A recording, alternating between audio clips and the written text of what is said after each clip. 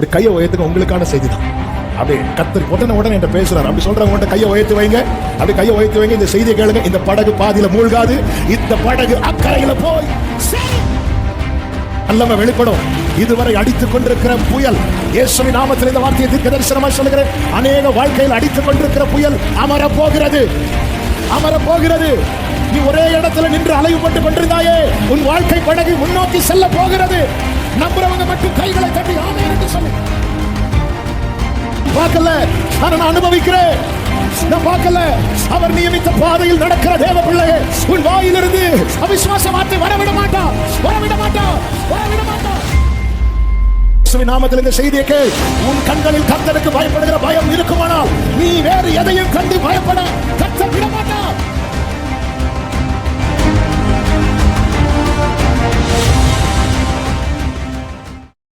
மத்தேயு சுவிசேஷம் 14வது அதிகாரம்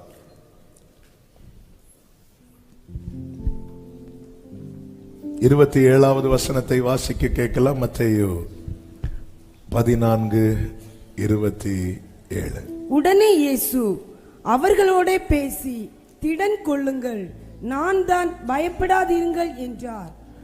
உடனே இயேசு அவர்களோட பேசி, திடன் கொள்ளுங்கள், நான் தான், பயப்படாதிருங்கள். கைகளை உயர்த்தி சத்தமா ஆமென் சொல்லுங்க பார்க்கலாம். திடன் கொள்ளுங்கள் அப்படிங்கிறார். ஏன்? நல்ல கவனமா கேளுங்க. திடனற்றவனால் எழும்ப முடியாது. நாம் திடனற்று போவதற்கான முதல் காரணம் என்ன தெரியுமா? ஒண்ணுமே இல்லை, ஒன்றும் இல்லை. இதுதான், ஒன்றும் இல்லை. ஆகாய் 2வது அதிகாரம் 3-4 வசனங்களிலே இப்படி சொல்லப்பட்டிருக்கிறது. இந்த ஆலயத்தின் முந்தின மகிமையை கண்டவர்களில் உங்களுக்குள்ளே மீந்திருக்கிறவர்கள் யார்? இப்பொழுது இது உங்களுக்கு எப்படி காண்கிறது? அதற்கு இது உங்கள் பார்வையில் ஒன்றும் இல்லாதது. இது இப்போ உங்களுக்கு எப்படி இருக்கிறது? முந்தி நல்லா இருந்துச்சு, முந்தி நல்லா இருந்துச்சு. யோபு சொல்லுவார்ல, அந்த செல்வ நாட்களின் சீர் இப்பொழுது இருந்திருந்தால் நலமா இருக்கும். முந்தி ரொம்ப நல்லா இருந்துச்சு, இப்போ எப்படி இருக்கு? உங்கள் பார்வையில் எப்படி இருக்கிறது? ஒன்றும் இல்லாதது போல் காண்கிறது அல்லவா? அதனால கர்த்தர் சொல்லுகிறார் 4வது வசனம், ஆனாலும் செருபாபேலே, நீ திடன்கொள், நீ திடன்கொள், நீ திடன்கொள் அப்படிங்கிறார். அதன் அர்த்தம் என்ன? என் பார்வையில ஒண்ணுமே இல்லை அப்படிங்கிற நிலைமை வரும்போது நான் ஆட்டோமேட்டிக்கா திடனற்று போயிருவேன். ஆண்டவர் சொல்லுகிற வார்த்தை, ஒண்ணுமே இல்லாதவன்ட்ட நிறைய பேசுறது அவர் மட்டும்தான். ஆமென். நான் சொல்றது எத்தனை பேருக்கு அந்த ட்ராக்ல, அதாவது ஒண்ணுமே இல்லாதவன்ட்ட நிறைய பேசுற ஒருத்தர் உண்டு.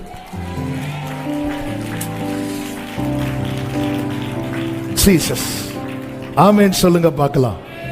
ஒண்ணுமே இல்லாதவன்ட்ட, ஒண்ணுமே இல்லாதவன்ட்ட ஒருத்தனை பேச மாட்டான். ஒண்ணுமே இல்லாதவன்ட்ட, நான் வனாந்திர நயங்கட்டி அவளை வனாந்திரத்துக்கு அழைத்து கொண்டு வந்து அவளோடு பட்சமாய் பேச.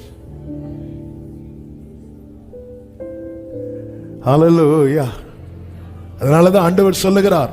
அப்படியே அந்த வசனம் படிச்சீங்கன்னா அதனுடைய 19வது வசனத்துல, களஞ்சியத்துல இன்னும் விதை தானியம் உண்டோ? இல்ல. திராட்சை செடியும் அத்தி மரமும் மாதளம் செடியும் ஒலிவ மரமும் கனி கொடுக்கவில்லை. இன்னும் இன்னும் சொல்லிட்டு சொல்றார், நான் இன்று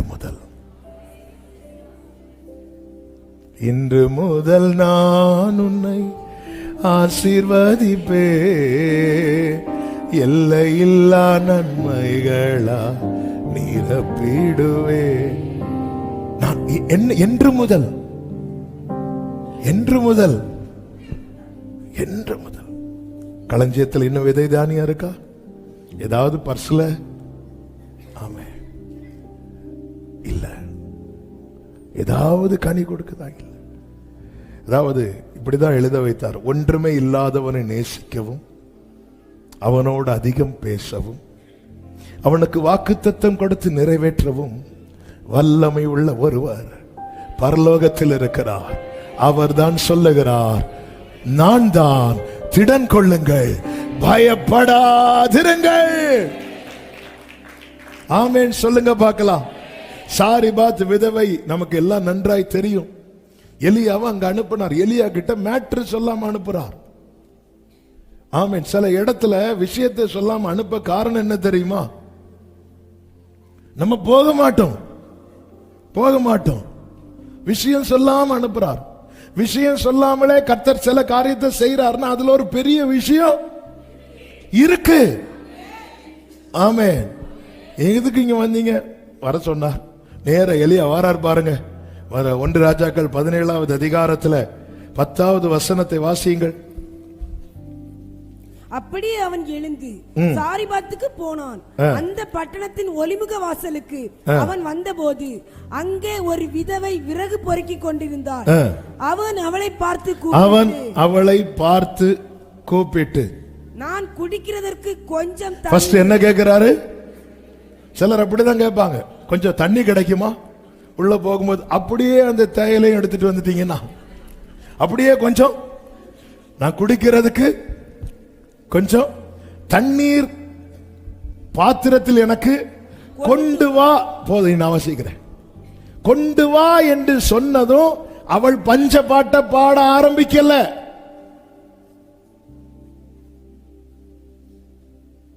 ஏன் ஆரம்பிக்கல? ஏன் அவ வீட்டுல என்ன இருக்கு? தண்ணி இருக்கு.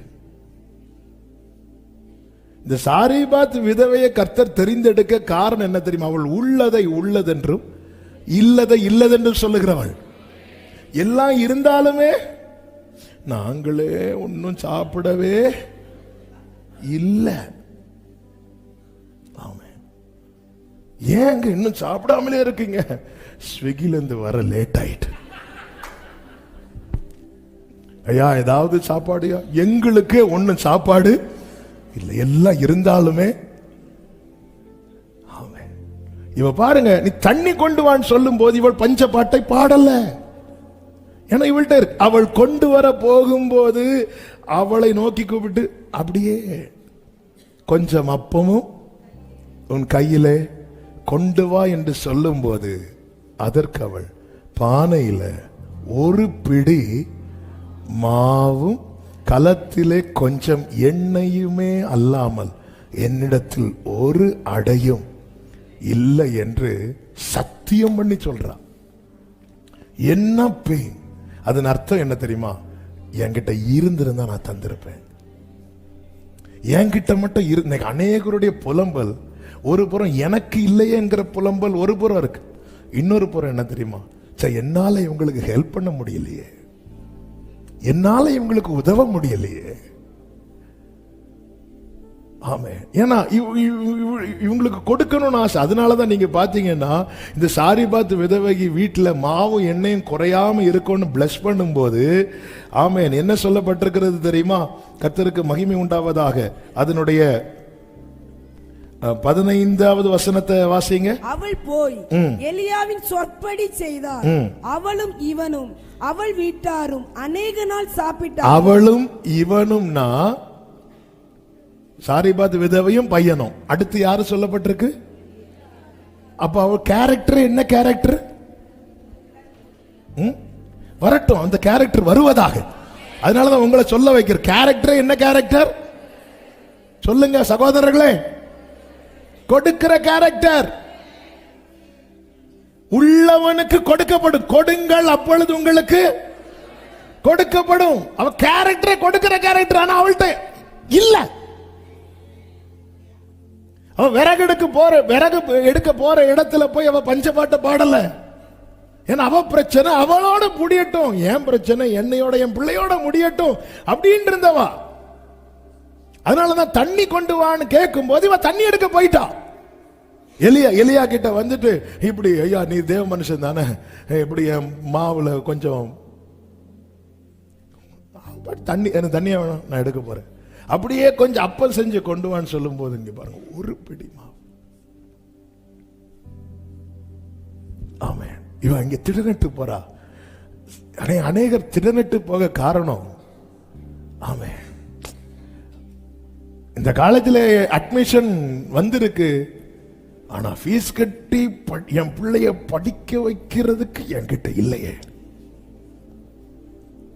நான் ஃபேமிலிக்குள்ள இருந்தே அப்படி டிராவல் ஆகி வெளியே வர விரும்புறேன். சிலருக்கு ரொம்ப ஹெல்ப் பண்ணணும்னு தோணுது அவங்க நிலைமைய பார்த்து, ஆனா எனக்கு எடுத்து கொடுக்கிறதுக்கு இல்லையே. களஞ்சியத்துல விதை தானி இருக்கான்னு கேட்கிறார். அப்ப இந்த நிலைமை மாறுமா? சாரிபாத் வீட்டுல மாறினது உண்மைனா நம்ம வீட்லயும் ஆமென். சாரிபாத் விதவை இன்னைக்கு இல்ல, எலியா இன்னைக்கு இல்ல, ஆனால் அன்று கிரியை செய்த கர்த்தருடைய வல்லமை இன்றும் கிரியை செய்கிறது. ஆமென் சொல்றவங்க நல்ல கைகளை தட்டி ஹalleluya ஆமென் சொல்லுங்க பார்க்கலாம். Praise the Lord. நிலைமை மாறும். திடனற்று போக முதல் காரணம் ஒண்ணுமே இல்லை, ஒண்ணுமே இல்லை. இன்னைக்கு அநேகருடைய புலம்பல் இது, தவிப்பு இது, ஏக்கம் இது. சிலர் போன் பண்ணும் போதே, ஐயோ நம்ம கிட்ட தானே அவங்க எதிர்பார்ப்பாங்க, நமக்கு கொடுக்கிறதுக்கு இல்லையே. வேதனை. நேரம் போறதுனால ரெண்டாவது திடனற்று போக காரணம் என்ன அப்படின்னா, மார்க் 10:49 வாசியுங்கள்.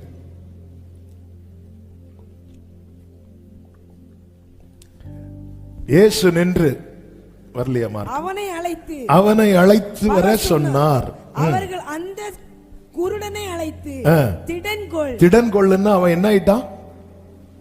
ஏன் திடனட்டு போனா? ஏன்னா அந்த வெளியே எத்தனை பேர் போறாங்க, ஒரு ஆளாவது யாராவது தடுத்தாங்களா? இல்ல. ஆனா இவன் கூப்பிட்டா மட்டும் தடுக்கிறாங்க. நாம் திடனற்று போக அடுத்த காரணம் என்ன தெரியுமா? நமக்கு மட்டும் வரும் தடை. வேற யார் அப்ளை பண்ணாலும் அப்ரூவ் பண்ணிடுவாங்க, நம்ம அப்ளை பண்ணா கேன்சல் பண்றாங்க. திடனற்று போக காரணம் எனக்கு மட்டும் தடை, எனக்கு மட்டும் தடை, நமக்கு மட்டும் வரும் தடைகள்.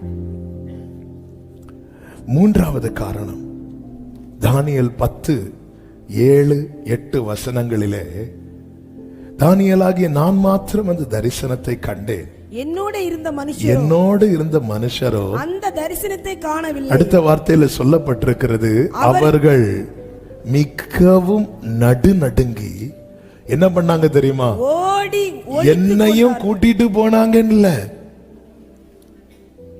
ஓடி ஒளித்து கொண்டார்கள் என்று சொல்லப்பட்டிருக்கிறது. அடுத்த வசனத்துல, நான் தனித்து விடப்பட்டு. ஒருவன் திடனற்று போக காரணம், அவன் பிறவியிலிருந்தே தனிமையா இருந்தான்னா பிரச்சனை இல்லை, பழகி இருப்பான். ஆனா ஒரு சூழல்ல அவன் தனித்து விடப்படுவான் பாருங்க. ஹல்லேலூயா. தனித்து விடப்பட்டு சொல்ற, என் பலன் எல்லாம் போயிட்டு, என் உருவம் மாறி வாடி போயிட்டு திடனற்று போனேன். எப்பொழுது ஒருவன் திடனற்று போவான் தெரியுமா? அதுவரை கூட இருந்தவங்க, என்னோடு இருந்தவர்கள்னா அங்க பேரு சொல்லல, நான் அதனால அவங்கள குற்றப்படுத்தல. ஆனாலும் தானியேலுக்கு ஃப்ரெண்ட்ஸ் யாரு?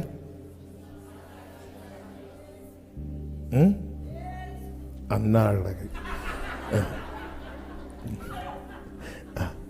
தானியேலுக்கு ஃப்ரெண்ட்ஸ் யாரு? Shadrach, Meshach, Abednego. எவ்வளவு க்ளோஸ் ஃப்ரெண்ட்ஸ் தெரியுமா? தானியேலுடைய ரெக்கமெண்டேஷன்ல மேல நின்னவங்க. அதன் அர்த்தம் என்ன? தானியேலுக்கு உதவ முடியுங்கிற நிலைமை வரும்போது இங்க நேம் சொல்லல, அதனால அவங்க தான் சொல்லிட்டு, ஏன்னா இங்க தரிசனம் அப்படின்லாம் இருக்கு. தரிசனம்னா ஜபிக்கிற பார்ட்னர்ஸ் தானே பார்த்திருப்பாங்க. இல்லைன்னா நம்ம ஜபத்தில் நடக்கும்போது பக்கத்தில் இருக்கிற ஒரு ஆளுக்கு எப்படி தூங்க முடியும்? அப்ப கூட இருந்து ஜபிக்கிற ஆளுக்கு மட்டும்தானே பார்க்க முடியும். ஆமே. என் கூட இருந்தவங்க என்ன பண்ணிட்டாங்க? ஓடிட்டாங்க. அதாவது ஒரு மனிதனுக்குன்னு ஒரு லிமிடேஷன் இருக்கு, அதை தாண்டி நிக்க முடியாது. ஆனா கடலாளத்திலும் அக்கினி சூளையிலும் உன்னை காத்திடும் ஆமென் சொல்லுங்க பார்க்கலாம். மனுஷனுக்கு ஒரு சகோதரி வந்து சொல்றாங்க, பிரச்சனை, கடன் பிரச்சனை தலைக்கு மேல யாருது? அந்த சகோதரன் நின்னு ஃபேஸ் பண்ணணும். அந்த சகோதரன் வந்து வேலைக்குன்னு சொல்லிட்டு எங்கேயோ போயிட்டு போன் பண்ணி அந்த சகோதரிட்ட சொல்றாங்க, நீ சமாளிச்சிருனா எப்படி? நீ சமாளிச்சிரு. என்ன சமாளிக்க? எல்லாரும் பாருங்க தங்களை சேவ் பண்ணதான் பாக்குறாங்க. அப்படிதாங்க, எல்லாருமே அப்படிதான். இதுக்கு யாருமே விதி விலக்கு கிடையாது. கோவிட் ஃபர்ஸ்ட் வேவ் வந்தப்போ கோவிட் சிம்டம்லாம், நான் அப்பதான் மலேசியால இருந்து வரேன். என் நேரம் வந்து வீட்டுக்குள்ள ஏறி ஈனி சிரிக்கிறதுக்குள்ள ஸ்டிக்கரை ஒட்டிட்டு போயிட்டான். இது வந்து அந்த வழியா வரவங்க எல்லாம் ஏதோ அந்த ஸ்டிக்கர்ல இருக்கிற கோவிட் போய் அவங்களை கடிச்சிறது மாதிரி அங்கேயும் ஸ்பீடா நடக்கிறாங்க. அப்போதான் ஒரு சகோதரி போன் பண்றாங்க, பாஸ்டர் ஒண்ணு எங்க வீடு வரணும் சொல்லுங்க. என்னன்னு தெரியல, 2 நாளா எனக்கு ஒரு ஸ்மெல்லுமே வரல. ரைட், டேஸ்டே தெரியல. சூப்பர், ஃபீவரும் குறையல. சரி, அப்படியே நான் ஜோமன் இல்ல பாஸ்டர், நீங்க வந்து கைய வச்சு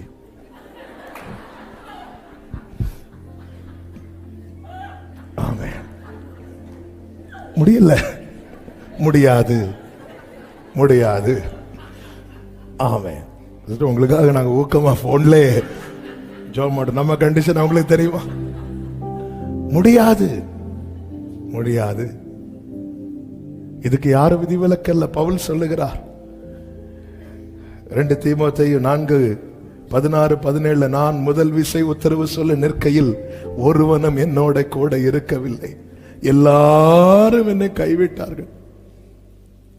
ஆனா எனக்கு அளிக்கப்பட்ட கிருபை அழிந்த போது தூண்களா எண்ணப்பட்டவர்கள் வந்து எனக்கு என்ன செஞ்சாங்களாம்? கை கொடுத்தார்கள். அதாவது நம்ம கிட்ட ஒரு மேன்மை வெளிப்படும் போது வந்து கை கொடுப்பாங்க. ஆனா நமக்கு ஒரு பிரச்சனை வரும்போது கை விடுவாங்க. நமக்கு ஒரு இதுதாங்க, நமக்கிட்ட ஒரு மேன்மை வெளிப்படும் போது, கிருபை வெளிப்படும் போது வந்து நல்ல கை கொடுப்பாங்க. எனக்கு அளிக்கப்பட்ட கலாத்தியர் 2 எடுக்க வேண்டாம். எனக்கு அளிக்கப்பட்ட கிருபையை அறிந்த போது தூண்களா எண்ணப்பட்ட பேதுரு, யோவான், யாக்கோபு வந்து எனக்கு என்ன பண்ணாங்களா? அப்படி கை கொடுக்கிறாங்க. அதே பவுல் சொல்லுகிறார், நான் உத்தரவு சொல்லணும், போய் நிக்க வேண்டிய ஒரு சூழ்நிலை, நான் நிற்கும் போது என் கூட எல்லாரும் வந்து நிப்பாங்கன்னு பார்த்தா எல்லாரும் என்னை கைவிட்டாங்க. சொல்லிட்டு அடுத்து என்ன சொல்றது? அந்த குற்றம் அவர்கள் மேல் சுமராதிருப்பதாக. ஏன்னா இதுதான் இயல்பு, இதுதான் ஃபேக்ட், இதுதான் உண்மை. அடுத்த வசனத்துல சொல்லுகிறார், கர்த்தரோ எனக்கு. கைகளை உயர்த்தி ஆமென் சொல்லுங்க பார்க்கலாம். கர்த்தரோ எனக்கு துணையாக நின்று. துணையாளரே உம் சிறகின் நிழலில் தானே. தனிமையில தனிமை என்பதை விட தனித்து விடப்படுகிறது. தனித்து இஸ்ரவேல் ஜனங்கள் ஒவ்வொரு கோத்திரமா புறப்பட்டு ஒவ்வொன்றையாய் சுதந்தரித்து கர்த்தர் நடத்துகிற பாதையில போறாங்க. இப்படி போகும்போதுதான் என்னாகுமோ 32வது அதிகாரத்துல நீங்க பாத்தீங்கன்னா ரூபன் கோத்திரம் ரூபன் புத்திரர் காத் புத்திரர் என்ன பண்றாங்க அப்படின்னா, அதனுடைய 1வது வசனத்துல அவர்கள் வந்து யாசேர் தேசத்தை, கீழையா தேசத்தை பார்க்கிறாங்க.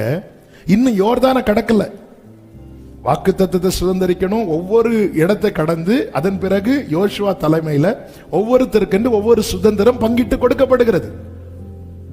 இவங்க என்ன எப்படி வராங்கன்னா எல்லாம் சேர்ந்துதான் பயணிக்கிறாங்க. 12 கோத்திரத்தாரும் சேர்ந்து பயணிக்கிறாங்க. ஆனால் இந்த இடத்துல வந்த போது இவங்களுக்கு நிறைய ஆடு மாடுகள் இருக்கு. அதனால இது ஆடு மாடுகளுக்கு தகுந்த இடம் என்று கண்டார்கள். அடுத்த வசனத்துல இது அப்படி பார்த்ததுனால இவங்க நேர மோசே கிட்ட போய் சொல்றாங்க, உம்முடைய கண்களில் எனக்கு தயை கிடைத்தால், எங்களுக்கு தயை கிடைத்தால் எங்களை யோர்தான் நதிக்கு அப்புறம் கடந்து போக பன்னீராக, இந்த நாட்டையும் அது அடியாருக்கு காணியாட்சியாக. அதாவது என்னன்னா, இவங்க இதை சுதந்தரிக்கிறதுக்கு இவங்க மட்டும் ஃபைட் பண்ணல, இவங்க கூட மற்ற எல்லா கோத்திரத்தாரும் நின்னுதான் ஃபைட் பண்றாங்க. ஆனா இவங்களுக்கு கிடைச்சதும் இவங்க எஸ்கேப் ஆக பாக்குறாங்க. அதாவது ஒருத்தங்க பிரச்சனையில நம்ம கூட இருக்கிறோம், அவங்க பிரச்சனை முடியறது வரைக்கும் நம்ம நிக்கிறோம். அடுத்து நமக்குன்னு வரும்போது நம்மளை கைவிட்டுட்டு நிப்பாங்க. ஏன்னா இது இது இது ஓகே. அதனால யோர்தான நாங்க கடக்கல, எங்களுக்கு இங்கேயே விட்டுருங்க. 12 கோத்திரத்தாரும் சேர்ந்து ஒவ்வொரு இடத்தையும் ஜெயிச்சுட்டு வராங்க. இவங்களுக்கு பார்வையில நம்ம செட்டில் ஆயிட்டோம்டா அப்படின்னு வந்ததும் மெதுவா கலரா பாக்குறாங்க. அப்பொழுதுதான் மோசே சொல்லுகிறார், 6-7 வசனங்களிலே வாசியுங்கள். அப்பொழுது மோசே காத் புத்திரரையும் ரூபன் புத்திரரையும் நோக்கி, உங்கள் சகோதரர் யுத்தத்துக்கு போகையில் நீங்கள் இங்கே இருப்பீர்களோ? கர்த்தர் இஸ்ரவேல் புத்திரருக்கு கொடுத்த தேசத்திற்கு அவர்கள் போகாதபடிக்கு நீங்கள் அவர்கள் இருதயத்தை திடனற்று போக பண்ணுகிறது என்ன? ரூபன் கோத்திரமே, காத் புத்திரரே, நீங்க இதுவரை வர்றதுக்கு அவங்க கூட இருந்தாங்க. ஆனா நீங்க என்னடானா உங்க பிரச்சனை முடிஞ்சிட்டுன்னு சொல்லிட்டு, உங்க பிரச்சனை முடிஞ்சிட்டு, என் பிரச்சனை முடிஞ்சிட்டு. இதுவரைக்கும் நீ சகோதரன் பார்த்துட்டு இப்போ நீ எதை பார்க்க ஆரம்பிச்சிட்டு தெரியுமா? உன் ஆடுகளை பார்க்க ஆரம்பிச்சிட்ட. என் ஆடுகள், என் மந்தை, என் பிசினஸ். என்னையிலிருந்து உனக்கு பிசினஸ் வந்துச்சு? உன் பிசினஸ் வர்றதுக்கு முன்னாடி உன் கூட பயணித்தது யார்? உன் சகோதரன் தானே. ஆமென். நீங்க அவங்களை சுதந்திரிக்க விடாதபடிக்கு, அவர்களுக்கு கொடுத்த தேசத்துக்கு போகாதபடிக்கு நீங்கள் அவர்கள் இருதயத்தை திடனற்று போக பண்ணுகிறது என்ன? அதன் பிறகு இவங்க ரியலைஸ் பண்ணி சொல்லிட்டாங்க, அப்போ ஒன்று பண்றோம், எங்க ஆடு மாடுகள்லாம் இங்க வச்சுக்கோங்க, நாங்க போய் எல்லா யுத்தத்தை முடிச்சுட்டு திரும்பி வரும்போது எங்களுக்கு கொடுப்பீங்களா? அது உனக்கு தான்பா, அதை எடுத்துக்கோ. உடனே இவங்க ப்ராமிஸ் பண்றாங்க, அந்த யுத்தம் முடியறது வரை நாங்க திரும்ப மாட்டோம், நாங்க கைவிட மாட்டோம், அவங்கள நாங்களும் கூட நிற்போம். ஆமே. திடனற்று போக காரணம் என்ன தெரியுமா? தனித்து விடப்படுது. எல்லாரும் அறிமுகமானவர்கள் கூட எங்கேயோ பார்த்துட்டு போவாங்க. 4வது 2 சாமுவேல் 1:4 சொல்லப்பட்டிருக்கிறது, துர்ச்செய்தியை கேட்கும் போது நாம் திடனற்று போகிறோம். தாவீது அவனை பார்த்து நடந்த செய்தி என்ன சொல் என்று கேட்டதற்கு 2 சாமுவேல் 4:1 2 சாமுவேல் 4:1 அப்னேர் எப்ரோனிலே செத்து போனதை சவுலின் குமாரன் கேட்டபோது அவன் கைகள் திடனற்று போயிட்டு. சில செய்திகள் கேட்டதுமே நம்ம ஆஃப் ஆயிரும். கேட்டதுமே திடனற்று போகும்போது என்ன சம்பவிக்கிறதா? 2 நாளாகமும் 13:7 வாசியங்கள். அந்த சம்பவத்துக்குள் போகவில்லை, ஆனால் அந்த வார்த்தையை சொல்லும்படி விரும்புகிறேன். 2 நாளாகமும் 13:7 பேலியாளின் மக்களாகிய வீணர் அவனோட கூடி சாலோமனின் குமாரனாகிய ரெகோபயாம் அவர்களை எதிர்க்க கூடாமல் வால வயதும் திடனற்ற மனதுமாய் இருக்கையில் அவனுக்கு விரோதமாய் தங்களை பலப்படுத்திக் கொண்டார்கள். அப்ப நாம் திடனற்று போகும்போது சத்துரு என்ன செய்கிறான் தெரியுமா? தன்னை பலப்படுத்திக் கொள்ளுகிறான். அதனாலதான் தளர்ந்த கைகளை திடப்படுத்தி தள்ளாடுகிற முழங்கால்களை உறுதிப்படுத்துங்கள். உங்க பிரேயர் லைஃப் திடனற்று போனா சத்துரு தன்னை திடப்படுத்திக் கொள்வான். அவன் திடனற்ற மனதாய் இருக்கையில் அவனுக்கு விரோதமாய் தங்களை பலப்படுத்திக் கொண்டார்கள். சத்துருவை பலப்படுத்துறதும் பலவீனப்படுத்துறதும் தேவ பிள்ளைதான். ஒருவனிடத்திலிருந்து துரத்தப்பட்ட ஆவி அதை அலைந்து திரிந்து திரும்பி வந்து பார்க்கும்போது அவனுடைய இருதயம் இன்னும் வெறுமையாயிருந்தால் அது போய் இன்னும் 7 ஆவிகளை கொண்டு வரும். அதே நேரத்தில் இருதயத்தில் இயேசு இருந்தா, இருதயத்தில் பரிசுத்த ஆவியானவர் இருந்தா, அந்த நிறைவு இருந்தா அதற்கு இடமில்லை. பிசாசானவரை பலவீனப்படுத்துவதும் பலப்படுத்துவதும் தேவ பிள்ளைதான். வைராக்கியம், பகை இதெல்லாம் மண்ணு, மாம்ச கிரியைகள். மாம்சம் மண்ணிலிருந்து வந்தது. பிசாசின் ஆகாரமே மண்ணு, சர்ப்பத்தின் ஆகாரம் மண்ணு. ஆமே. நம்ம என்னதான் ஒரு ஹோட்டலுக்கு விரும்பி போனாலும் அங்க நமக்கான சாப்பாடு இல்லைன்னு என்ன பண்ணுவோம்? சேர தூக்கிட்டு வருவோமா? என்ன பண்ணுவோம்? எழும்பி வருவோம். அவ்வளவுதான். அங்க ஃபுட் இல்லைங்க, மீல்ஸ் ரெடிங்கிற போர்டு இருக்கும். மீல்ஸ் முடிஞ்சிட்டு அடுத்து அவ்வளவுதான் க்ளோஸ்டுங்கிற போர்டு வரும். முடிஞ்சது. என்ன பண்ணுவோம்? நாங்க ஹோட்டல் வந்துட்டோம், அதனால இல்ல சாப்பாடு இல்ல, திரும்பி போயிருவோம். சத்துருவுக்கான ஆகாரம் நம்மிடத்தில் இல்லாமல் இருப்பதாக. அவனுக்கு நிக்க முடியாது. நம்ம இடம் கொடுக்க நாம் திடனற்று போக. பேலியாளின் மக்கள், பேலியாள்னாலே பிசாசுதான், பேலியாள்னாலே அவன் தான், அவனுடைய மக்கள். அவன் சிலரை ஏஜெண்டா யூஸ் பண்ணுவான், யார கையில் எடுப்பானே தெரியாது. அவன் என்ன பண்ணுவான்? இவன் திடனற்று இருக்க அவனுக்கு விரோதமாய் தங்களை பலப்படுத்தி கொண்டார்கள். எனவே ஒவ்வொரு தேவ பிள்ளையும் அவங்க பிரேயர் லைஃப் ரொம்ப பார்க்கணும். நம்ம என்ன நினைச்சிருக்கோம்? இவங்க ஜெபம் பண்ணுவாங்க, எனக்காக என் மனைவி ஜெபம் பண்ணுவாங்க, என் புருஷன் ஜெபம் பண்ணுவாங்க. அவங்களுக்கு முடியலன்னா இவங்க ஜெபம் பண்ணுவாங்க. பலருடைய பிரேயர் சப்போர்ட்ல நாம பிரேயர் பண்ணாம இயேசு ஜெபம் பண்ணிட்டு பேதுருட்ட 1 மணிக்கு ஜெபம் பண்ண சொல்றான். பேதுரு உனக்காக நான் வேண்டிக் கொண்டேங்கிறான். அந்த தைரியத்துல தானே பேதுரு போய் தூங்கினாரு. பேதுரு உனக்காக நான் வேண்டிக் கொண்டேன். வேண்டிட்டீங்களா ஆண்டவரே? போய் தூங்குறார். பேதுருட்ட வந்து சொல்ற, பேதுரு நீ 1 மணிக்கு ஜெபம் பண்ணணும். நம்ம என்ன பண்ணுவோம்? அவங்க ஜெபம் பண்றாங்க, இவங்க ஜெபம் பண்றாங்க, அவங்க ஜெபம் பண்றாங்க, நம்ம ஜெபம் பண்ணணும். இயேசு ஜெபம் பண்றாரு, பேதுருட்ட வந்து சொல்றாரு 1 மணிக்கு நீ ஜெபம் பண்ணு. அப்படின்னா நீ ஜெயிச்சிருவ. ஆண்டவர் நீங்க, நான் உனக்காக நாள் முழுவதும் ஜெபம் பண்றேன் பேதுருவே, நீ 1 மணி நேரம் ஜெபம் பண்ணு. இல்ல முடியல. பேதுருக்கு விழுந்துட்டான்.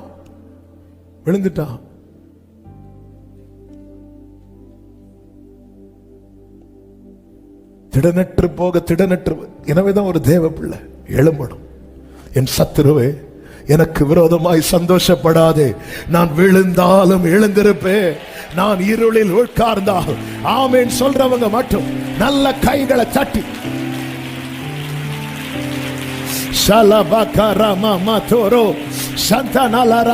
எத்தனை பேர் நம்புறீங்க? என்னை பலப்படுத்துகிற கிறிஸ்து, என்னை பலப்படுத்துகிற கிறிஸ்து. ஒரு தேவ பிள்ளையின் திடன் எதில், ஒரு தேவ பிள்ளை எதில திடப்படுகிறான் தெரியுமா? 3 காரியங்களை சொல்லி நான் செபிக்க விரும்புகிறேன். இனி மத்தேயு 14வது அதிகாரத்தை எடுத்துக்கொள்ளுங்கள். அதிலே அந்த 3 காரியங்கள் இருக்கிறது. 25வது வசனத்தை வாசியுங்கள். இரவின் 4ஆம் ஜாமத்திலே இயேசு கடலின் மேல் நடந்து அவர்களிடத்திற்கு வந்தார்.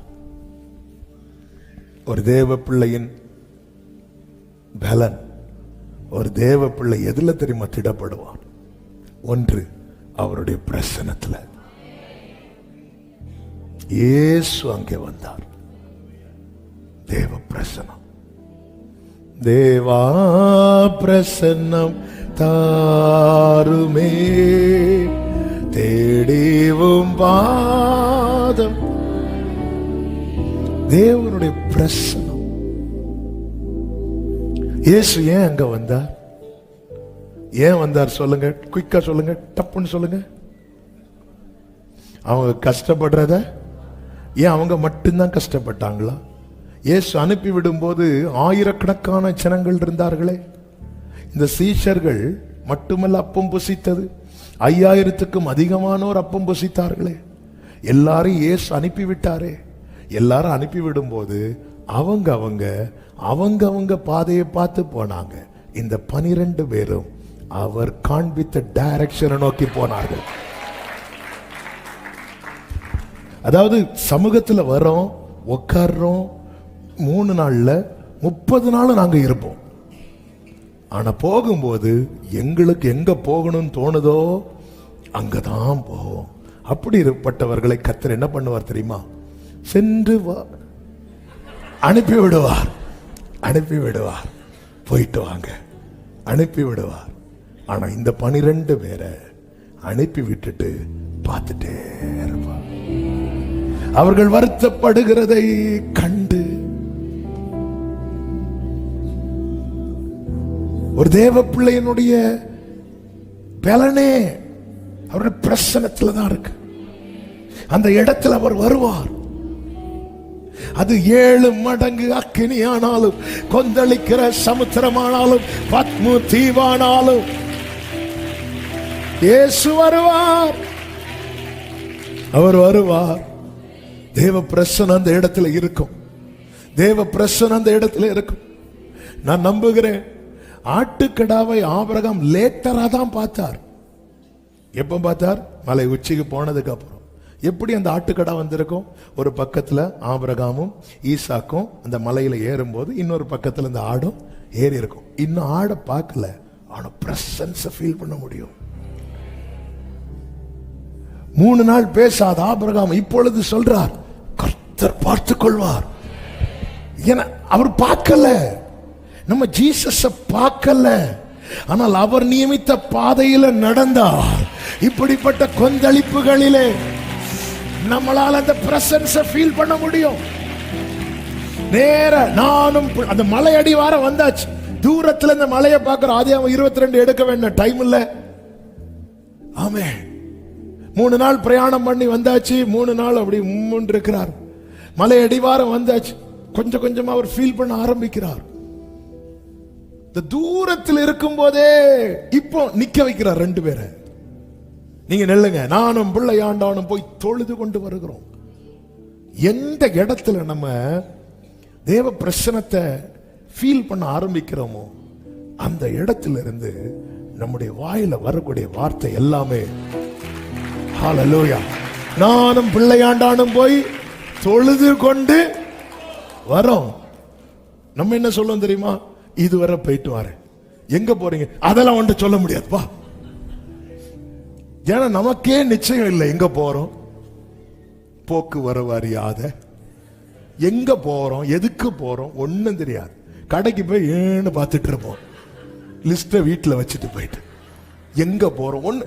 இவருக்கு நல்லா தெரியும், சொல்ல முடியுமா? இவர் சொல்லிருக்கலாம், கொஞ்சம் பொறுத்துக்கோங்க, போயிட்டு வாரம் கூப்பிட்டுருக்கிறாரு, என்னன்னு தெரியல, ஜெபம் பண்ணிக்கோங்க. நம்மளா இருந்தா ஸ்டேட்டஸ், வாட்ஸ்அப் எல்லாத்திலையும் போட்டு நான் அங்க போறேன், மோரியா மலைக்கு போறேன், வர ஆட்டுக்குட்டியும் வராம ஆக்கி. ஆமே, அவர் வரணும்னு நினைச்சாலும் நம்ம 4 பேர்ட்ட பப்ளிஷ் பண்ணி வராம ஆக்கி, ஈசா கழுத்துல கத்திய ஏத்தி எதுக்கு? ஆமே, அப்படி நாங்க அவங்க வர்ஷிப் பண்ணிட்டு வருவோங்கிறார். இப்ப நடந்து போகும்போது அடுத்து ஈசாக்கப்பா ஆட்டுக்குட்டிங்க கர்த்தர் பார்த்துக் கொள்வார். பார்த்துட்டீங்களா நீங்க? நான் பார்க்கல, ஆனா அவருடைய பிரசன்னத்தை நான் அனுபவிக்கிறேன். நான் பார்க்கல, ஆனா நான் அனுபவிக்கிறேன். நான் பார்க்கல, அவர் நியமித்த பாதையில் நடக்கிற தேவ பிள்ளையே, உன் வாயிலிருந்து அவிசுவாச வார்த்தை வரவிட மாட்டார், வரவிட மாட்டார், வரவிட மாட்டார். ஆமென் சொல்லுங்க பார்க்கலாம்.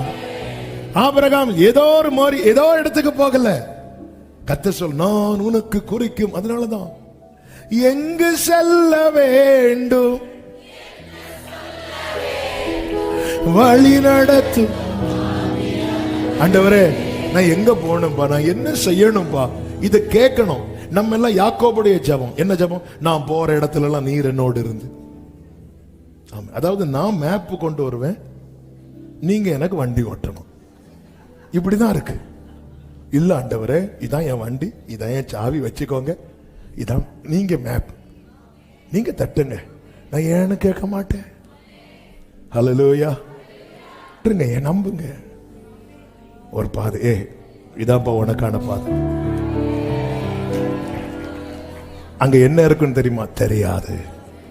எனக்கு நடக்கிற பாதை தெரியாது, ஆனால் என்னை நடத்துகிற தகப்பனை தெரியும். நான் விசுவாசித்திருக்கிறவர் இன்னார் என்பதை அறிந்திருக்கிறேன். சொல்லுங்க, நான் அவரிடத்தில் ஒப்புவித்ததை அவர் அந்நாள் வரை என்னிடம் உள்ளதையே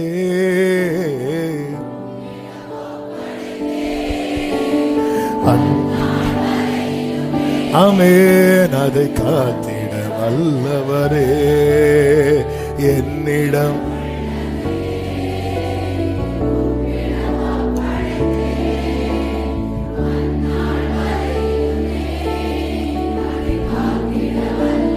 கர்த்தர் கூட இருந்து காப்பாற்றுவார்னு சொல்லி போய் நம்பி ஜெயித்தவன் தாவீது. கர்த்தர் கூட இருந்து காப்பாற்றுவார் என்று சொல்லி நம்பி தோற்றவர்கள் ஓப்னி பினேகாஸ். அவங்க உடன்படிக்கை பற்றிய நம்பி தோத்தாங்க, நம்பி மாண்டு போனார்கள். ஆனா அவரை நம்பினவர்கள் மாண்டு போக மாட்டாங்க. அப்ப ஏன் இவங்களுக்கு இந்த அடி வந்துச்சு? ஏன்னா இவங்க ட்ராக்ல அவரை இழுக்க பார்த்தாங்க.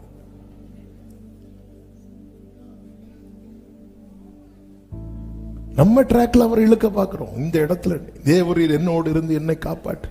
அதான் ஆண்டவர் சந்திச்சார்ல. ஆபிரகாம்கிட்ட சொல்றார், விட்டுட்டு போ. ஆபிரகாம் விட்டுட்டு போற. ஈசாக்கிட்ட சொல்றார், போகாத உட்காரு. உட்காந்துட்டான். யாக்கோப்கிட்ட பேச வரும்போது ஆண்டவர் நான் போகிற இடத்துல எல்லாம் ஃபர்ஸ்டே டீல் போட்டார். ரூட்டை மாத்திராதீங்க ஆண்டவரே, மாமா வீட்டுல வேற 2 பிள்ளைங்க இருக்குன்னு சொல்லி இருக்கிறாங்க, ரூட்டை மாத்தி விட்டுறாதீங்க. நான் போற இடத்துல எல்லாம் என்னை காப்பாத்தி உண்ண உணவு உடுக்க உட எல்லாம் தந்து நீ போ வருவ. எல்லாம் கல்யாணம் முடிச்சிட்டு 2 + 2 4 வந்துட்டு பைபிள் சொல்லுது அவன் தனித்திருந்தான். இப்ப திருப்தியா? உக்காரு. இப்படி ஃபர்ஸ்டே அவன் தனிமையா தான் வந்தான். அப்பவே உட்கார்ந்து இருந்தா பெத்தேலிலே அவன் இஸ்ரவேலா மாறி இருப்பான். இனி உனக்கு ஒரு பெனியேலின் அனுபவம் வர 20 வருஷம் ஆச்சு. ஆண்டவர் தரிசனம் ஆகும்போது என்ன தன்னை பத்தில சொல்லி இருக்கணும், நான் யாக்கோபு. ஆனா அவனை பத்தி சொல்ல, இந்த இடம் எவ்வளவு அருமையானது. உன்ட்ட யாராவது இடம் வாங்க வந்தாங்களா? இந்த இடம் இது பெத்தேல். ஆமென். நம்ம அப்படியே டைவர்ட் பண்ணுவோம் தெரியுமா? ஆண்டவர் பேசும்போது, ஆண்டவரே நீங்க அன்னைக்கு பேசுற வார்த்தை சூப்பர், இப்ப நான் பேசுறத கேளு. சிலர் பார்த்திருக்கீங்களா?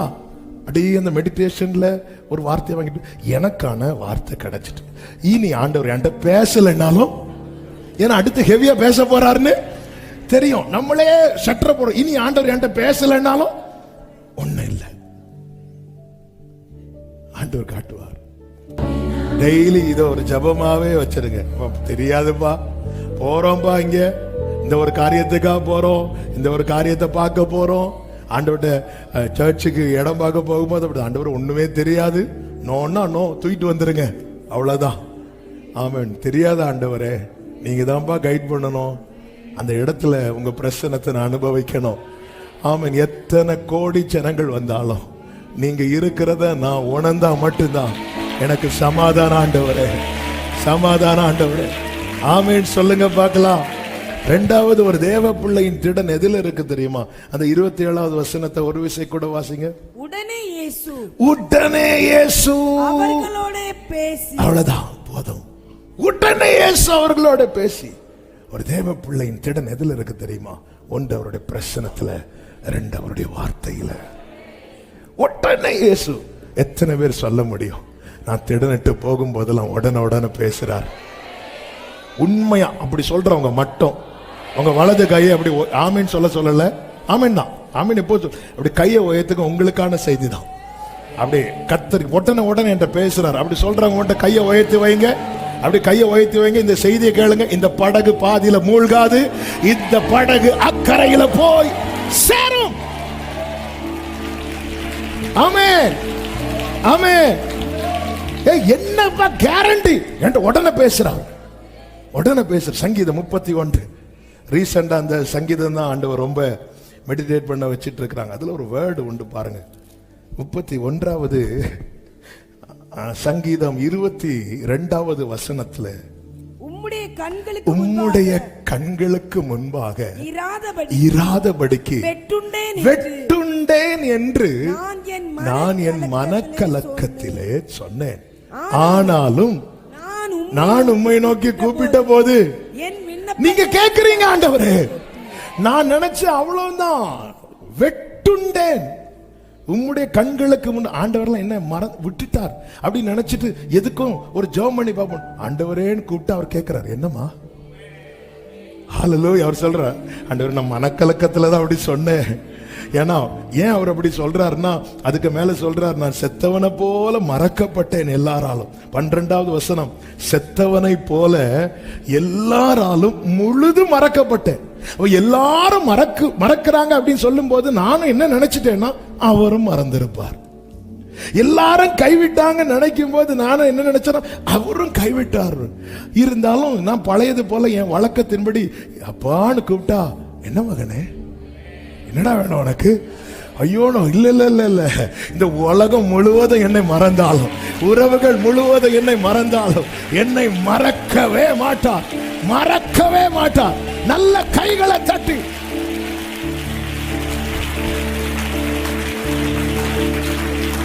அவருடைய வார்த்தையில தானியேல் 10வது அதிகாரம் 17, 18, 19 வசனங்களிலே தானியேல் சொல்றார், அடியனோடு பேசி இனி என்னில் பலன் இல்லை, இனி என்னில் மூச்சில்லை என்று சொல்லும் போது அவர் அவனை தொட்டு 19வது வசனத்தை பாருங்கள்.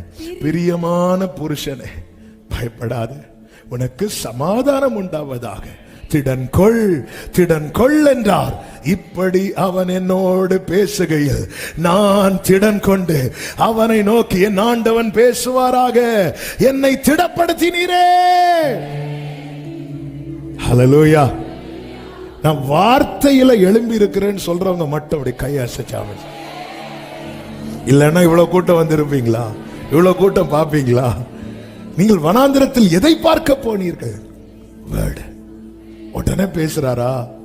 எப்படியாவது பேசுவார்ல, எப்படியாவது பேசுவார். உங்களுக்கு சமயத்துக்கு ஏற்ற வார்த்தை வருதுனாலே உன் படகு மூழ்காது. நம்ம என்ன நினைச்சிட்டு இருக்கோம் தெரியுமா? சாத்ராக், மேஷாக், ஆபேத்நேகோவை ரட்சிக்க மட்டும்தான் இறங்குவார், தானியேலை ரட்சிக்க மட்டும்தான் இறங்குவார், தாவீது ரட்சிக்க மட்டும்தான் இறங்குவார், யோசேப்பு ரட்சிக்க மட்டும்தான் இறங்குவார். நமக்கெல்லாம் எங்க வர போறார் நீ நினைச்சிட்டு இருக்கிற சில நினைவுகளை கர்த்தர் உடைக்கிறார்.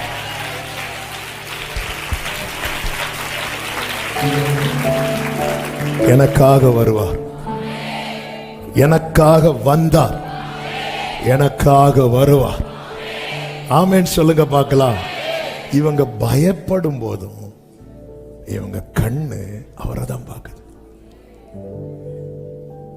பயம் மாறினதுக்கு அப்புறம் தான் பேதுரு காற்றை பார்த்தான் இருக்கு. அவன் காற்றை பலமா அடிக்கிறதை கண்டு பயந்து, ஃபர்ஸ்ட் அவரை பார்த்து பயப்படுறான். ஏன் இந்த பயத்தை தேவன் அனுமதித்தார் தெரியுமா? போக்கஸ அவருக்கு மேல கொண்டு வர. இல்லைன்னா அவர் எடுத்த உடனே அதை அமைதலாக்கி வரலாம்ல. இல்ல, ஆண்டவருக்கென்று சில நியமங்கள் இருக்கிறது, ஆண்டவருக்கென்று சில திட்டங்கள் இருக்கிறது. அதுதான் சொன்ன, நியமித்த பாதையில் நடந்தால் பிரசன்னத்தை அனுபவிக்கலாம். கண்கள் அவருக்கு நேரா ஏறெடுத்தால் வார்த்தையை கேட்கலாம். எங்க ஒரு ரேடியோ கூட விலை கொடுத்து வாங்கிட்டோங்கிறதுக்காக சவுண்ட் வராதுங்க. அதை டியூன் பண்ணணும், டியூன் பண்ணணும். அந்த டியூன் பண்றது வரை சிலர் இப்படி பார்க்கறாங்க, ஒன்னும் வரல. அந்த ஒரு இரைச்சல் நாய்ஸ் கேட்டுட்டே இருக்கும். சரியா டியூன் ஆனதுக்கு அப்புறம் அதான் ஏன் இந்த இடத்துல எனக்கு பல நாள் புரியவில்லை. ஏன் ஆவேசம், ஏன் ஆண்டவரே பேயின்னு சொல்ற அளவுக்கு இப்படி? அப்ப நீங்க ஏதோ பண்ணிருக்கிறீங்க. அந்த இடத்துல வந்துட்டு எப்படி இருக்கும்ல. அதான் ஆண்டவர் நிறைய பேர்கிட்ட வரவே இல்லை. அவங்க கூட இருந்தவங்களே பேய்ங்கிறாங்க. நீங்க நம்ம என்ன சொல்லுவோம்னு தெரியல. நம்ம அவர் நாமத்துல ஒருவேளை அவரே விரட்டுவோம். நான் தான் அதனாலதான் வரல. ஆமென். ஏன் ஆண்டவரே? அவங்களே போச்சுன்னு இருக்கும்போது இல்லப்பா, அவன் வேற எதையும் பார்த்து பயப்படக்கூடாது, அவன் என்ன பார்த்து மட்டும்தான்.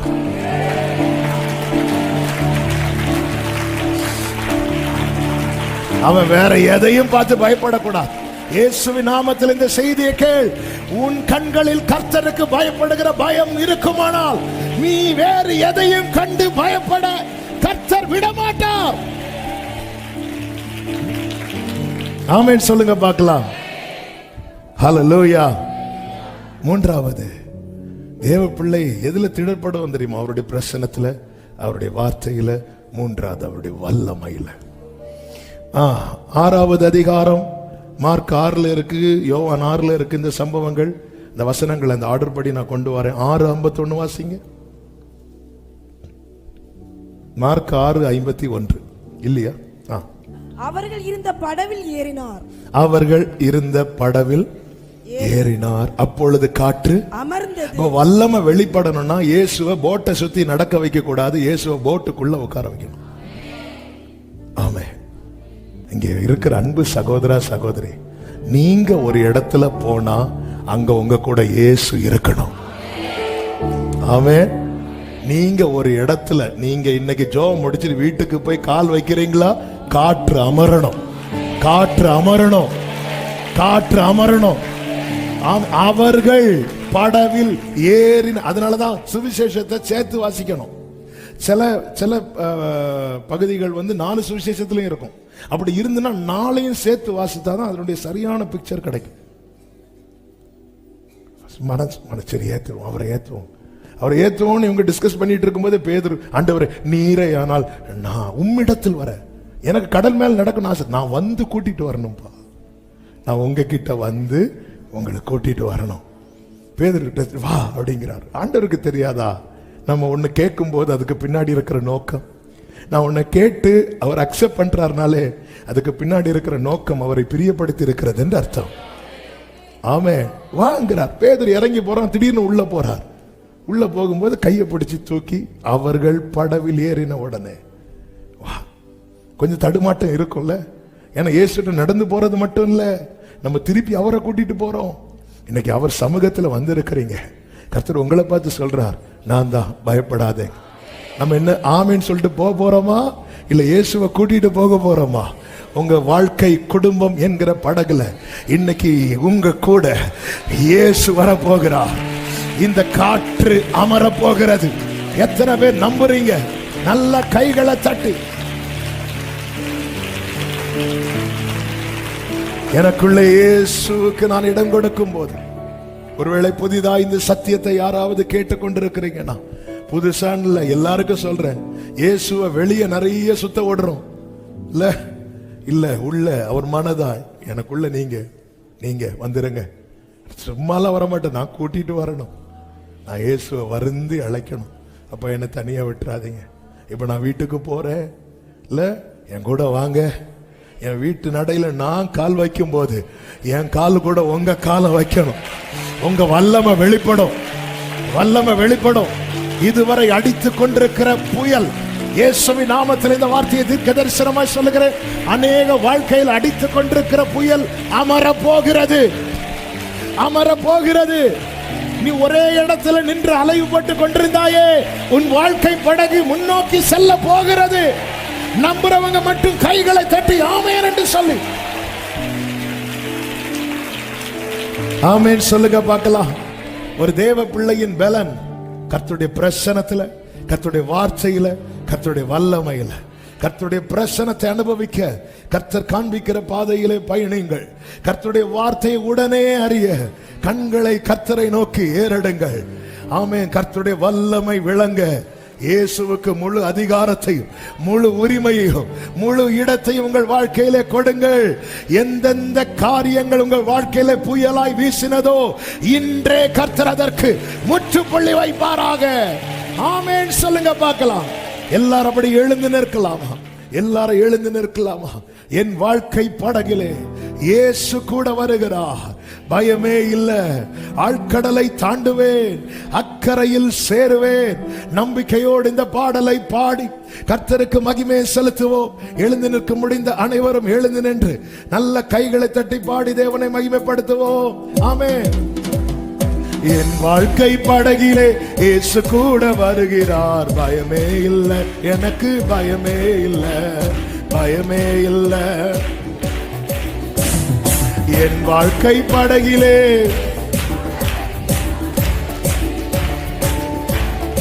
ஆமென், பயமே இல்ல. ஆழ்கடலை தாண்டுவேன், ஆழ்கடலை தாண்டுவேன், ஆழ்கடலை தாண்டுவேன், ஆழ்கடலை தாண்டுவேன். ஆமென். என் வாழ்க்கை படகிலே பயமே இல்ல. ஹல்லேலூயா சொல்லுங்க. என் வாழ்க்கை படகிலே, என் வாழ்க்கை ஓ பயமே இல்ல, பயமே இல்ல. நல்ல கைகளை தட்டி தேவனுக்கு மகிமை. பயமே இல்ல, பயமே இல்ல, இயேசு உண்டு, இயேசு கூட வருகிறார். ஆமென், ஆமென், ஆமென், ஆமென். ஹல்லேலூயா, ஹல்லேலூயா. ஒரே ஒரு வார்த்தையை சொல்லி நான் ஜெபிக்கிறேன். அவர்கள் படவில் ஏறின உடனே அவர் தனியா, அவன் பேதுரு தனியா அல்ல, அவர்கள். ஒரு விஷயம், உங்க 2 கைகளை முடிந்த உயர்த்து. நான் தனியாய் பயணித்தது போதும் ஆண்டவரே, நான் தனியாக பயணித்தது போது. ஒரு வார்த்தைய என் கூட நீங்க அந்தியம் வரை ஆச்சோடு. நான் தனியாக பயணித்தது போதும் என் வாழ்க்கையில்.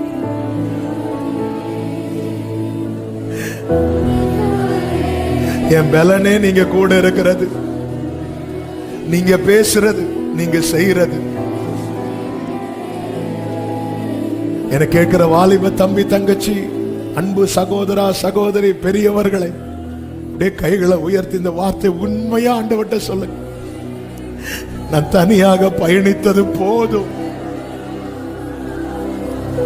என் வாழ்க்கையின் முழு கொந்தளிப்புக்கு காரணம் நான் தனியாக பயணித்தது, என் இஷ்டப்படி பயணித்தது. நான் நினைச்சேன் நான் இதை ஃபேஸ் பண்ணிடுவேன், இல்ல முடியல. இதை சமாளிச்சிருவேன் நினைச்சேன், முடியல. என் கூட அவங்க இருக்கிறாங்க இவங்க இருக்கிறாங்க நினைச்சேன், அவங்க பயந்து ஒழிச்சிட்டாங்க. அவங்க செட்டில் ஆகிறது வரதான் என் கூட இருந்தாங்க, அவங்க செட்டில் ஆகிறது வரதான். இன்னைக்கு அநேக அவங்க செட்டில் ஆகிறது வரை அவங்க கூட இருந்தாங்கல்ல.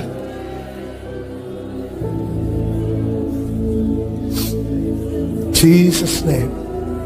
ஒரே ஒரு வார்த்தை உண்மையா சொல்லிருங்க, தனியா விட்டுறாதீங்க. நீங்க மட்டும்தான் உலகத்தின் முடிவு பரியந்தம் சகல நாட்களிலும் கூட இருப்பேன்னு பிராமிஸ் பண்ணவங்க.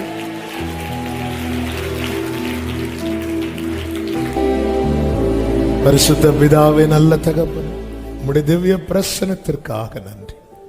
கிருபையா இந்த நாளில் உங்க சமூகத்தில் எங்களை கூடி வர வைத்து, அநேகரை பல இடங்களில் இருந்து இணைய வைத்து, நாங்கள் ஒருமித்து உம்மை நோக்கி பார்க்க, செபிக்க, ஆராதிக்க, துதிக்க நீர் பாராட்டின கிருபைகளுக்காக, அன்புக்காக ஸ்தோத்திரம். எங்களோடு பேசினீர், திடனற்ற எங்களை திடப்படுத்தினீர். உங்க பிரசனமும் உங்க வார்த்தையும் உங்க வல்லமை இல்லைன்னா இந்த படகு என்னைக்கோ அமிழ்ந்து போயிருந்திருக்கோப்பா. அலைவுபட்டது உண்மை, அமிழ விடாம இதுவரை நிறுத்தி வைத்திருக்கிற உம்முடைய அன்புக்காக ஸ்தோத்திரம். எங்களை சூழ்ந்திருக்கிற காரியங்கள் எல்லாம் எங்களை திடனற்று போக பண்ணுவதற்கு ஏதுவாய் தான் இருக்கிறது. ஆனால் அது நடுவில் உடனே எங்க கூட பேசுறீங்க, உடனே வந்துடுறீங்கப்பா. இந்த வாழ்க்கை படகுலும் நீங்க வர சித்தம் கொண்டு எங்களோடு பயணிக்கிறவரே அப்பா, நீர் எங்களோடு என்பதை விட நாங்கள் உம்மோடு இந்த அனுபவத்தில் தொடர பண்ணுவீராக. நீர் ஆட்கொண்டு நடத்த ஒவ்வொருவரையும். இன்னைக்கு உடைய பிள்ளைங்க நம்பி வீட்டுக்கு போறாங்க. அவர்கள் படவில் ஏறின உடனே காற்று அமர்ந்தது என்ற வார்த்தையின்படி எல்லா கொந்தளிப்பும் இந்த பிள்ளைங்க வீட்டில் போய் கால் வைக்கும் போதே அமைதலாகட்டும்பா, அமைதலாகட்டும்பா. அப்படியே உங்க நாமத்தில் இந்த வார்த்தையை சொல்லி பிளஸ் பண்றேன். கிருபை உண்டாக பண்ணும், சமாதானத்தோடு அனுப்பி சாட்சியாய் கொண்டு வாரும். மகிமை, கனம், துதி, ஸ்தோத்திரங்கள் அனைத்தும் ஒருவருக்கு மாத்திரம் செலுத்துகிறோம். இரட்சகர் இயேசு கிறிஸ்துவின் நாமத்தில் பிதாவே, ஆமென். என் ஆத்துமாவே கர்த்தரை ஸ்தோத்திரி, முழுவதுமே அவருடைய பரிசுத்த நாமத்தை ஸ்தோத்திரி. என் ஆத்துமாவே கர்த்தரை ஸ்தோத்திரி, கர்த்தர் செய்த சகல உபகாரங்களை மறவாதே. ஆமென். நம்முடைய கர்த்தராகிய இயேசு கிறிஸ்துவின் கிருபையும், பிதாவாகிய தேவனுடைய அன்பும், பரிசுத்த ஆவியானவருடைய ஐக்கியமும் சிநேகமும் பாதுகாவலும் நம் அனைவரோடும் எல்லா பரிசுத்தவான்களோடு கூட கர்த்தருடைய வருகை மட்டும் தங்கி இருப்பதாக. ஆமென். ஹல்லேலூயா. God bless you. கர்த்தர் உங்களை ஆசீர்வதிப்பாராக.